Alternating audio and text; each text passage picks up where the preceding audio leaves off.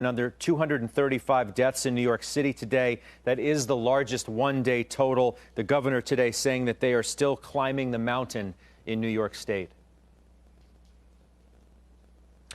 Right, and they're going to continue to climb that mountain for another couple of weeks at least. The deaths and the hospitalizations are going to lag the new cases, and so even if they peak in terms of their new cases over the next couple of weeks, and there were some indications that they may be approaching a peak in the new cases, and so I'm still hopeful that over the next 2 weeks to 10 days, we'll start to see them plateau, notwithstanding the governor pointing to some models today that looked less encouraging.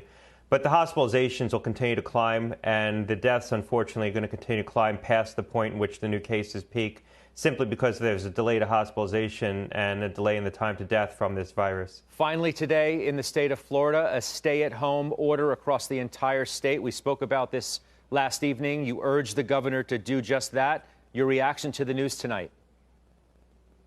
Look, it's the right decision, and he made it in as timely a fashion as he could relative to yesterday. So it goes into effect tomorrow midnight, is my understanding.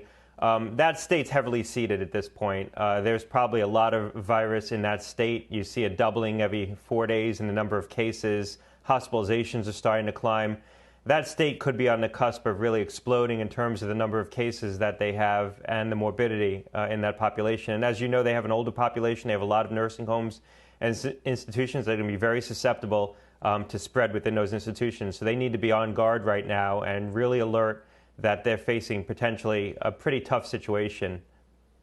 It appears as though religious events, though, Doctor, will be exempt in the state of Florida, at least as we know it right now. Is that a mistake? Do we need churches and synagogues full of parishioners at this point?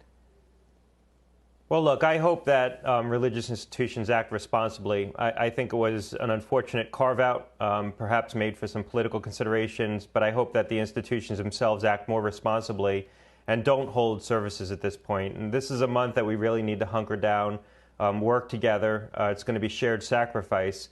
This is going to be a very difficult month for the entire nation. But if Florida doesn't act tough, and if local officials don't take responsible action and act strong, they're going to face a difficult situation. That's a state that has a big population, a lot of urban centers.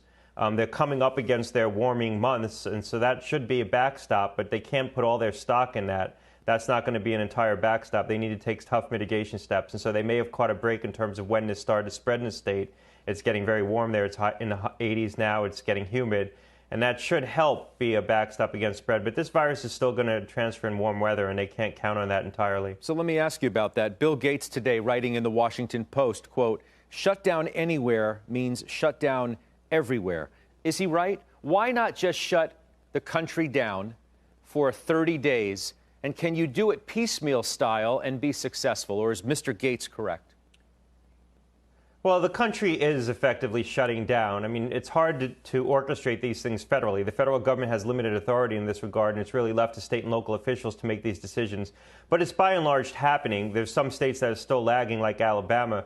You saw Florida lagging as well, and Texas lagged up until recently. And so that's unfortunate. I think what's going to happen here is that different regions in the country are going to be epidemic at different points in time, and different regions will be recovering at different points in time. And so you might see some reciprocal restrictions on travel. I mean, if Florida ends up being the epicenter of epidemic spread late into the summer when the rest of the country is recovering, other states are going to have to make some tough decisions what they do with travel out of Florida and whether they allow people from Florida to come into their states and potentially put their states at risk simply because Florida officials acted too slow to really get control of the risk down there. So we'll see what happens. I'm hopeful that everyone acted early enough. We saw a lot of officials taking swift action. Hogan in Maryland, Illinois took swift action, Governor Baker in Massachusetts, Pennsylvania.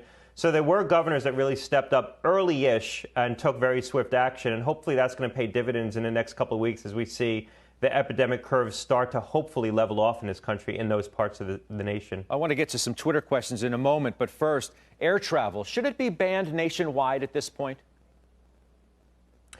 Look, this has been an active debate. I would argue against banning air travel within the nation because people need the ability to travel for specific reasons. And if you ban all air travel and you don't allow people to travel for important reasons, that really denies folks a form of their liberty. I think effectively we've really cut down on travel so much volume has been taken out of the system that's probably not a big source of spread right now in terms of the steps that are being taken, deep cleanings on airlines, and people having more awareness about their own symptomatic conditions and not going out if they have signs and symptoms of coronavirus. But banning air travel, I think, could be destabilizing to the country at this point. We wanted to make this interactive if we could. I do have some questions from Twitter that I'd like to read to you from our viewers. Jim Diffley writing to you, what data does Dr. Gottlieb consider most critical to assess our progress? It's a good question. Yeah, I would continue to look at the new cases, the number of new cases on a daily basis, and see how that's growing. If you're still seeing the number of new cases doubling every 3 to 4 days, that's an indication that we're still on a steep slope of the curve in terms of the epidemic. When you start to see the doubling time get lengthened, what happened in South Korea and Singapore and Hong Kong was that they were able to extend the doubling time of the virus to up to 10 days as they approached the end of their epidemics. When you start to see the doubling time stretching out over 5 days, 6 days, 7 days, that's an indication that we're turning the corner. We've been getting food delivered, obviously, en masse in this country. What precautions should we take on prepared food deliveries, Doctor? Well, prepared foods are different than packaged foods. I think on packaged foods that you're getting delivered, just clean the outside of bottles, containers, things like that with a Clorox wipe. I think that's a reasonable step to take. Probably overkill, but reasonable if you have people doing the shopping for you or it's coming off of a shelf where there might be a contaminated surface.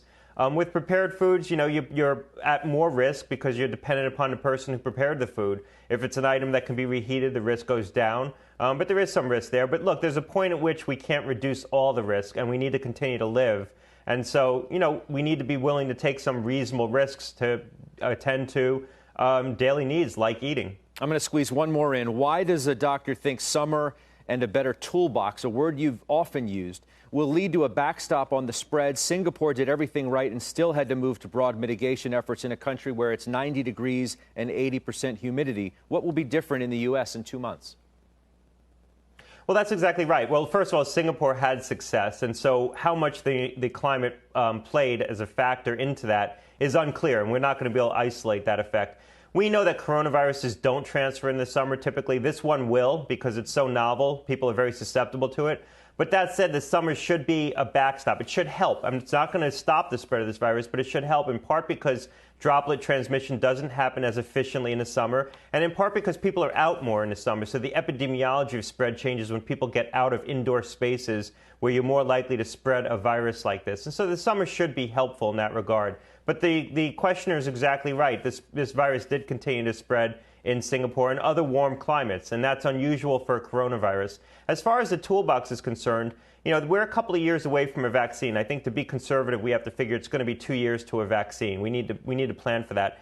This virus is going to continue to change our lives until we develop a better set of tools to deal with it, and that's going to be a screening system that identifies cases when there's only a dozen cases before they become 100 cases in a city, when you can intervene with what we call case-based interventions to isolate people and quarantine people and isolate their sick contacts.